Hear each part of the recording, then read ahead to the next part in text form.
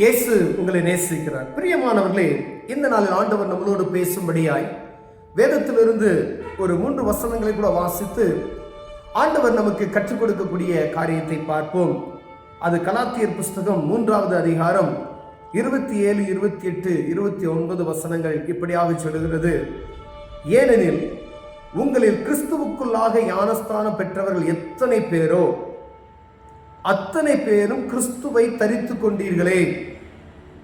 யூதன் என்றும் கிரேக்கன் என்றும் இல்லை, அடிமை என்றும் சுயாதனம் என்றும் இல்லை, ஆண் என்றும் பெண் என்றும் இல்லை, நீங்கள் எல்லோரும் கிறிஸ்து இயேசுவுக்குள் ஒன்றாய் இருக்கிறீர்கள். நீங்கள் கிறிஸ்துவனுடையவர்களானால் ஆபிரகாமின் சந்ததியாராயும் வாக்குத்தத்தத்தின்படியே சுதந்திரமாய் இருக்கிறீர்கள். பிரியமானவர்களே, நாம் கிறிஸ்துவுக்குள்ளாக ஞானஸ்தானம் பெற்ற ஒவ்வொருவரும், அது பிதா குமாரன் பரிசுத்த ஆவியானோட நாமத்தினால மூழ்கி ஞானஸ்தானம் எடுத்த ஒவ்வொருவரையும் ஆண்டவர் ஒரு ஜனக்கூட்டம், ஒரு குடும்பத்தின் பிள்ளைகள் ஆண்டவருடைய பிள்ளைகள் என்று விசேஷமாய் பிரித்து அவர் வைத்திருக்கிறார். பிரியமானவர்களே, நான் பாவியாய் இருந்த போது அவர் என்னை அன்பு கூர்ந்து என்னை அவருடைய இரத்தத்தினாலே கழுவி இந்த பரிசுத்த கூட்டத்துக்குள் என்னை சேர்த்து கொண்ட அந்த நிமிடத்திலிருந்து ஆண்டவருடைய பிள்ளையாய் மாறின உடனே நமக்குள் ஒரு மாற்றத்தை ஆண்டவர் எதிர்பார்த்தார். பிரியமானவர்களே, நம் ஆவிக்குரிய வாழ்க்கையிலையும் உலகப்புறமான வாழ்க்கையிலும் ஆண்டவர் ஒரு வித்தியாசத்தை எதிர்பார்த்து நம்மளை காத்து கொண்டிருக்கிறார். நான் ஆண்டவரை ஏற்றுக்கொண்டேன், கிறிஸ்துவின் நாமத்தினால ஞானஸ்தானம் பெற்றேன். இங்கு கலாத்தியருக்கு அவர் எழுதும் பொழுது, நீங்கள் கிறிஸ்துவர்களானால் ஆபிரகாமின் சந்ததியாராயும் வாக்குத்தத்தத்தின்படியே சுதந்திரராயும் இருக்கிறீர்களே. ஆபிரகாமின் சந்ததி இணைக்கப்படுகிறோம். பார்த்தீங்களா? நான் பாவில சாக்கடையில கிடந்தேன், துன்மார்க்கமாய் வாழ்ந்தேன். என்னை கரப்பிடித்து தூக்கி அவர் திரு ரத்தத்தால் என்னை கழுவி என்னை பரிசுத்தமுள்ள ஒரு சன்னதியாய் மாற்றி வைத்திருக்கிறார். அப்படிப்பட்ட நான் மீண்டுமாய் நான் யூதன் என்றும் கிரேக்கன் என்றும் அப்படின்ற வார்த்தை எனக்குள் வராதபடி கிறிஸ்துவுக்குள் எல்லோரும் ஒரே இனமாய் இருக்கிறோம் என்கின்ற ஒரு உணர்வு நமக்குள் வர வேண்டும். பிரியமானவர்களே, அநேக இடங்கள்ல நமக்குள்ள காணப்படுகிற காரியங்கள், ஜாதி வெறிகள் நமக்குள்ள மீறிக்கிட்டு வரும். பார்த்தீங்களா? அப்படி ஆண்டவருடைய நாமத்தை தரித்து கொண்டிருக்கிற யாருக்கும், கர்த்தருடைய பிள்ளைகளுக்கு இந்த வெறி வராதபடி காத்து கொள்ளும்படி அவர் சமூகத்தில் கேட்கணும். இது சுயமாய் நம்ம எதுவுமே செய்ய முடியாது. மாம்சத்துல நம்ம எதை பேசினாலும் என்ன செய்ய முடியும்? அது தோத்து போயிடும். அப்படிப்பட்டதான ஒரு நிலைமை எனக்குள் காணப்படுமே ஆனால், அப்படிப்பட்டதான உணர்வு எனக்குள் இன்னும் இருக்குமேனால், என்னுடைய பழைய சிந்தனை எனக்குள் இருக்கிறது, இன்னும் எனக்குள்ள காணப்படுகிற அந்த ஆண்டவரை ஏற்றுக்கொண்டதுக்கு பின்பதாய் எனக்குள்ள காணப்படுகிற ஜென்ம சுவாபங்கள் இன்னும் எனக்குள்ள இருக்கிறது என்று புரிந்து கொள்ள வேண்டும். அப்படிப்பட்டதான காரியத்தை ஆண்டவர் என்ன செய்கிறார்? விரும்புவது இல்லை. நாங்கள் ஆண்டவர் தெளிவாச்சு, யூதன் என்றும் இல்லை, கிரேக்கனும் இல்லை, அடிமை என்றும் இல்லை, சுயாதனம் என்றும் இல்லை, ஆண் என்றும் பெண் என்றும் இல்லை, எல்லாரும் என்ன செய்ய, நீங்கள் எல்லாரும் கிறிஸ்து இயேசுக்குள் ஒன்றாய் இருக்கிறீர்களே. ஆண்டவராய் இயேசு கிறிஸ்து வானத்தை பூமி படைத்த சர்வ வல்லமையுள்ள தேவன். அவர் எரிகோவிலிருந்து அவர் நடந்து போகும் பொழுது பர்திமே என்று ஒரு குருடன், தாவீதின் குமாரனே என்று கூப்பிட்டதும் அவர் நின்று பார்த்து, அவர் யாரு என்னன்னு அவர் பார்க்கலையே. சர்வ வல்லமையுள்ள தேவன் ஒரு ஏழ்மையான மனிதனுடைய சத்தத்துக்கு செவி கொடுத்து திரும்பி, நான் உனக்கு என்ன செய்யணும் அப்படின்னு சொல்லி கேட்கிறார். அவனை தொட்டு சுகப்படுத்துகிறார். குஷ்டரோகி ஒருவர் இருக்கிறார். நம்ம லேசா ஒரு இடத்துல யாருக்காவது அடிபட்டுருச்சுன்னா கூட நம்ம போய் கைகளை வைப்பதற்கு என்ன செய்வோம்? எவ்வளவு சங்கடப்படுவோம். ஐயோ, ரத்தம் நம்ம மேலே ஒட்டிடுமோ, எவ்வளோ அவர் தான் ஐயரவுப்படுகிற எவ்வளோ பேர் இருக்கிறோம், நமக்கு தான் தெரியும். ஆனால் அந்த மனிதன் குஷ்டரோகி என்பது ஆண்டவருக்கு தெரியும். அவர் சர்வ வல்லமையுள்ள தேவன். அநேக தீட்டான காரியங்களை குறித்து வேதம் எழுதி வைத்திருக்கிறது.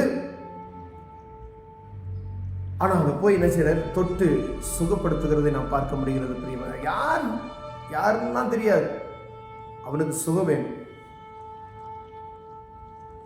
தன்னுடைய பிள்ளையாக அவர் ஏற்றுக்கொண்டு நீ பாவம் செய்யாதே அப்படின்னு சொல்லுகிறார். ஆண்டவர் எல்லா இடத்திலையும் சுகப்படுத்தி விட்டு இனி ஒன்று பாவம் செய்யாதே அதை தான் சொல்றார். அப்ப முன்னாடி எனக்குள்ள ஆண்டவரை ஏற்றுக்கொண்டதுக்கு முன்பதாக இருக்கப்பட்ட ஜென்ம சுவாபங்கள், கோபமா இருக்கலாம், ஜாதி வெறியா இருக்கலாம், பெருமையா இருக்கலாம், பணப்பெருமையா இருக்கலாம், இல்ல ஒரு தாதாவை போல காணப்படலாம், இல்ல ஒரு தலைவனுடைய ஸ்தானத்திலிருந்து அதிகாரம் பண்ணலாம். கிறிஸ்துவின் அன்பு உங்களுக்குள் இருக்குமேனால், பேசுகிற வார்த்தையில அன்பு இருக்குமேனால், அதிகார தோரணை அல்ல, அன்பின் தோரணையில் நீங்கள் இருக்கும் பொழுது எப்படிப்பட்ட மனிதர்களையும் சாதித்து விடலாம். பிரியமானவர்களே, அவரை சீர்படுத்தி விடலாம். நீங்க அன்பா சொல்லி பாருங்களேன். எவ்வளவு கடினமாய் நம்ம பேசி ஒரு மனிதனை திருத்துவது ரொம்ப கடினமான காரியம். அன்பு, இயேசு கிறிஸ்துவின் அன்பு சகல பாவங்களை, ரத்தம் சகல பாவங்களை நீக்கி சுத்திகரிக்கும். இந்த இயேசு கிறிஸ்துவின் அன்புக்கு எவ்வளவு மேன்மையான புத்தகங்கள் இருக்கு பாருங்களா. அன்பு பொறாமை இருக்காது, அயோக்கியமானதை செய்யாது, தற்பொழிவை நாடாது, சினமடியாது, தீங்கு செய்யாது, அநியாயத்தில் சந்தோஷப்படாமல், எவ்வளவு ஆண்டவர் எவ்வளவு அன்பு, அந்த அன்பு குறித்து அந்த 9 கனிகளை எழுதி வைத்திருக்கிறார். அப்ப கர்த்தருடைய பிள்ளை என்றால் இப்படிதான் இருக்கு. கனி வெளிப்படுத்த வேண்டும் ஒழிய இங்கு மார்க்க பேதங்களை வெளிப்படுத்தாதபடி ஆண்டவர் நம்மை காக்கும்படியா பார்க்கிறார். பிரியமானவர்களே, யூதன் என்ற பிள்ளை கேட்கிற அந்த விதை தேவையில்லை. நான் ஆண்டவரை ஏற்றுக்கொண்டேன், ஆபிரகாமின் சந்ததியை நான் மாறிவிட்டேன். அப்ப முழுமை எங்கு அடைகிறது என்றால், எல்லாவற்றிலும் நாம் நேர்த்தியாய் ஒழுங்கும் கிரகமாய் இருக்கும் பொழுதே இந்த ஆபிரகாமின் சந்ததியாய் நாம் மாற்றப்படுகிறோம். வாக்குத்தத்தத்தின் பிள்ளைகளாய் நாம் மாற்றப்படுகிறோம். பிரியமானவர்களே, நம்ம வாக்குத்தத்தத்தின் பிள்ளைகளாய் மாற விடாதபடிக்கு எனக்குள்ள காணப்படுகிற ஏதோ ஒரு தடை என்ன என்பதை நான் பார்த்து நான் வாக்குத்தத்தத்தை சுதந்திரித்துக் கொள்ள முடியல. இஸ்ரவேல் ஜனங்கள் வாக்குத்தத்தம் பண்ணப்பட்ட பூமிக்கு கடந்து செல்வதற்கு முன்பு அநேக தடைகள் வருகிறதை நாம் பார்க்க முடிகிறது.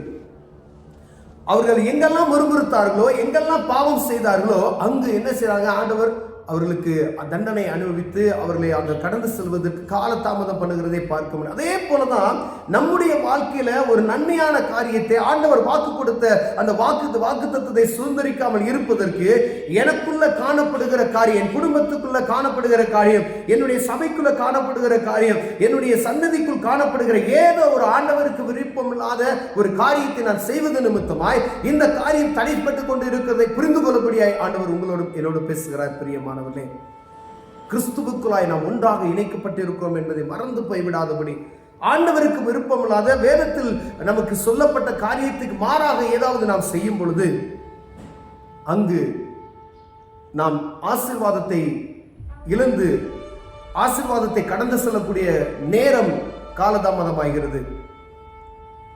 கானானுக்குள் கடந்து செல்வதற்கு நமக்கு இன்னும் நாட்கள் செல்ல வேண்டியதாக இருக்கிறது. பிரியம், ஆண்டவர் பக்கத்தில் வைத்திருக்கிற கானானை இவ்வளவு காலமாய் அவர்கள் கடந்து செல்வதற்கான அவருடைய முறுமுறுப்பு, அவருடைய பழைய ஜென்ம சுவாபங்கள், அழைத்து வந்தவரை மறந்துவிட்டு, பிரித்தெடுத்தவரை மறைந்துவிட்டு அவருடைய ஜென்ம சுவாபங்கள் தலை தூக்குகிறதை பார்க்க முடிகிறது. ஒருவேளை அப்படிப்பட்டதான காரியம் நமக்குள் இருக்குமே, நான் இந்த ஆண்டவர் உங்களோடு என்னோடு பேசுகிறார். பிரியமானவர்களே, நான் கிறிஸ்துவின் இரத்தத்தினாலே கழுவப்பட்டு மீட்டு கொண்டு இருக்கிறேன் என்ற உணர்வு எனக்குள்ளும் உங்களுக்குள்ளும் இருக்குமையினால் இப்படிப்பட்டதான காரியங்களை விட்டு ஆண்டவருக்காய் மகிமைப்படுத்துகிற கூட்டமாய் அவரோடு இணைந்திருக்கிறவர்களாய் ஒரே ஜனக்கூட்டம் என்கின்ற அந்த கிருபையுள்ள வார்த்தைக்குள்ளாய் நாம் சேர அழைக்கப்படுகிறோம். கண்களை மூடுவோம், ஜெபம் செய்வோம். அன்பின் தகப்பனே, ஆண்டவரே, எங்களை ஒன்றாய் இணைத்திருக்கிறார் ஐயா.